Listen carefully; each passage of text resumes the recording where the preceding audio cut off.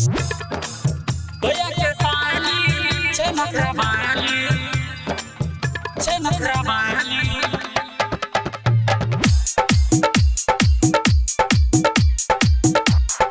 लंगा उड़ाए के फैशन दिखाए के मन हमार घर Save presented by Arhulia Recording Studio। भैया के साली छे नखरा वाली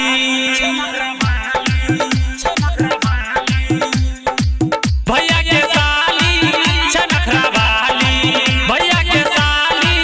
छे नखरा वाली हरदम बब कट कटाबै छे लहंगा उड़ाए के फैशन दिखाए के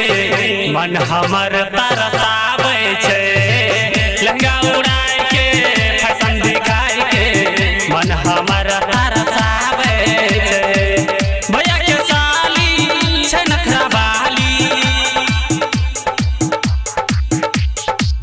भैया के साली छे नखरा वाली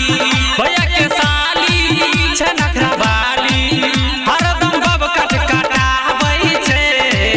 लहंगा उड़ाए के फैशन दिखाए के मन हमर तरसाबै छे लहंगा उड़ाए के फैशन दिखाए के मन हमर तरसाबै छे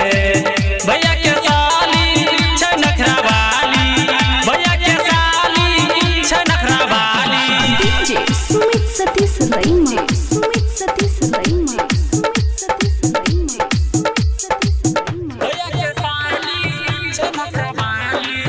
हरदम बब कट कटाबै छे भैया में आब साली परहनै हमारा गाली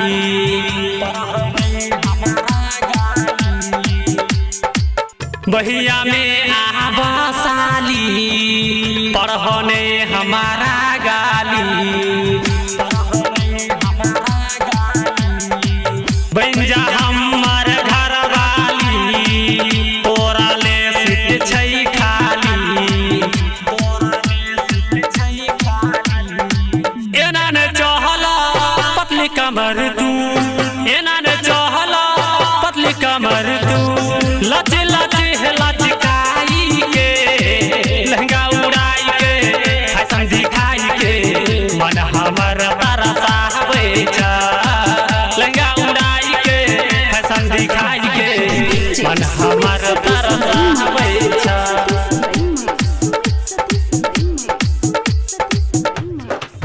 Presented by Arhulia Recording Studio।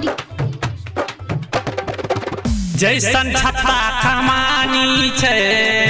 वैसन चढ़ल जवानी छे